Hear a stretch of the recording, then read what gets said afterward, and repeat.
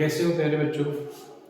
Science आपकी बहुत अच्छे से चल रही है, मुझे पता है। आप लोग दिल लगा के पढ़ रहे हो और आप ही की इस पढ़ने की जो आदत है और जो पढ़ने का आपका जो तरीका है या फिर पढ़ने में आपका जो भी तरीका है उसको और अच्छा बनाने, उसको बेहतर बनाने के लिए हम लोग आपके साथ हैं। तो स्वागत है आप सबका फैक्ट्स एंड लॉजिक्स एकेडमी में, जो हमेशा आपके साथ है। तो हम लोग रिवाइज कर रहे थे। आज हमारा दूसरा चैप्टर है साइंस का, इसका नाम है acid basis and salts. Acid basis and salt बहुत ही अच्छा चैप्टर है हमारा 10th के अंदर, बहुत इंटरेस्टिंग चैप्टर है और स्कोरिंग भी है। 3 टॉपिक है जैसे आपको पता चल रहा है, acid basis and salts. Actually ये जो टॉपिक तीनों ही आपस में रिलेटेड है और जुड़े हुए हैं और आप इनमें से किसी को भी मिस नहीं कर सकते।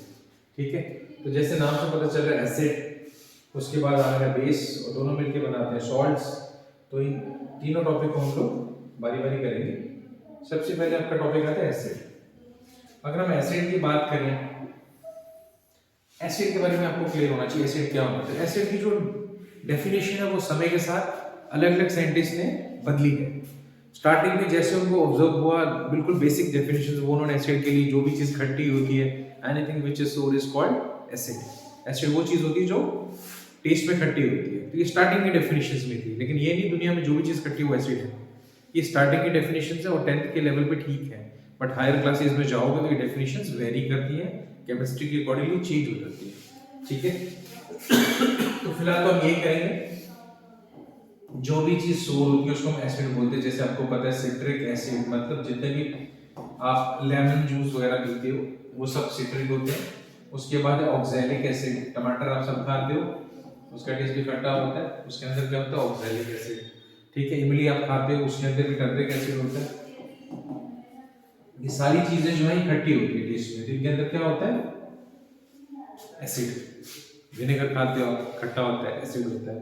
ठीक है, तो ये माना गया। और सेम सिमिलरली बेसिक को स्टार्टिंग में हमने क्या डेफिनेशन दी है, जो चीज बिटर इन टेस्ट है, कड़वी है टेस्ट के अंदर, उनको बेसिस बोलते हैं। जैसे NaOH, देखा आपने, कड़वा होता है, कभी टेस्ट करोगे तो कड़वा निकलेगा। KOH, पोटेशियम हाइड्रोक्साइड, ये सब कड़वे होते हैं टेस्ट में, तो इनको हम लोग क्या बोलते हैं बेसिस। अब मजेदार ये बात है कि एक चीज खट्टी है और एक चीज कड़वी है, जब वो आपस में मिल जाते हैं तो जो एक नई चीज बनती है जिसको हम क्या बोलते हैं सॉल्ट। एक दूसरे को न्यूट्रलाइज करने की कोशिश करते हैं, नया प्रोडक्ट बनता है, उसको हम क्या बोल देते हैं सॉल्ट। तो तीनों ही आपस में इंटर रिलेटेड है। ठीक है, जब भी मिलेंगे एक दूसरे के साथ तो एक दूसरे की प्रॉपर्टीज चेंज करेंगे, नई चीज बनाएंगे जिसको हम सॉल्ट बोलेंगे, उसकी भी प्रॉपर्टीज डिफरेंट होंगी। यही मजेदार है केमिस्ट्री में, बॉन्ड्स का टूटना, बॉन्ड्स का बनना, नई चीज का बनना।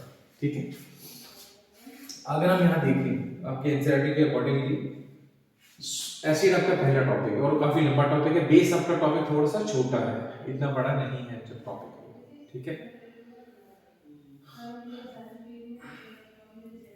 आगे जैसे जैसे हम चलते जाएंगे तो आपको देखो सीधे यहाँ पर उन्होंने लिखा है एसिड एंड बेसिस, जो उनकी केमिकल प्रॉपर्टीज कैसे, लेकिन उससे पहले फिजिकल प्रॉपर्टीज आपको समझ आनी चाहिए दोनों के बारे में। अगर फिजिकल प्रॉपर्टीज की बात करें एसिड्स को लेके, एसिड की एक प्रॉपर्टी तो मैंने आपको पहले बता दी है। एसिड की पहली प्रॉपर्टी क्या है कि दे आर सोर इन टेस्ट, वो हमेशा खट्टे होते हैं टेस्ट के अंदर। तो एसिड की बात करें तो पहले जो उनकी फिजिकल प्रॉपर्टी वो है सोर टेस्ट। दूसरे की बात करूं तो कोरोसिव नेचर, जिस भी चीज पे गिरेंगे उसको खराब कर देते हैं, तो कोरोसिव नेचर होता है, इसलिए एसिड्स के ज्यादा कांटेक्ट में नहीं रहना चाहिए, वो किसी भी चीज को खराब कर सकते हैं। तीसरी चीज क्या होती है एसिड के बारे में, sour in taste, corrosive in nature. Then acid, खास बात एसिड के अंदर हमेशा H पॉजिटिव आयन है। ये वैसे अर्ली डेफिनेशन है जो बाद में साइंटिस्ट ने निकाली है।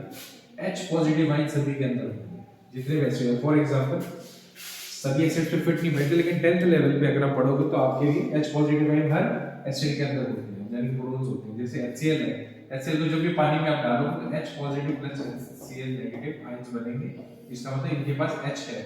सेम है H2SO4 के साथ, H2SO4 को जब भी ब्रेक करोगे तो इसमें भी H पॉजिटिव प्लस ऐसे करके आएंगे आयंस। ठीक है, तो हम बोलेंगे इन सब के पास प्रोटॉन्स है, H पॉजिटिव आयंस है, इसकी प्रॉपर्टी होगी।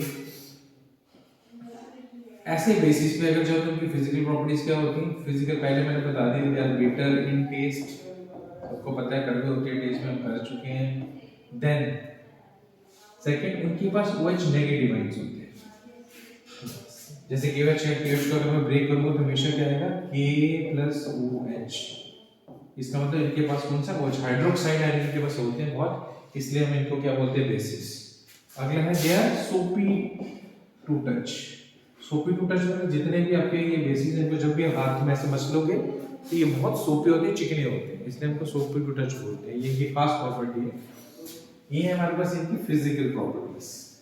फिजिकल प्रॉपर्टीज बहुत आसान होती है, इन पे क्वेश्चंस बहुत कम आते हैं, लेकिन जो केमिकल प्रॉपर्टीज है वही सबसे दमदार पार्ट है इसका, और सेम सॉल्ट के साथ है। सॉल्ट्स की भी केमिकल प्रॉपर्टीज बहुत दमदार चीज है, और उस पर मार्क्स हमारे ज्यादा आते हैं, और इन्हीं को आपने अच्छे से करना। और यही हमारी खास बात है फ्रैक्शनोलॉजिस्ट की, कि हम आपको एक एक चीज ऐसे करवा देंगे कि आपके फिंगर टिप्स पे हो जाएंगी सारी चीजें, और आपको आने वाले चैप्टर्स में भी इन इक्वेशंस की या इन रिएक्शंस की मदद मिलेगी। तो हम लोग आगे चलते हैं।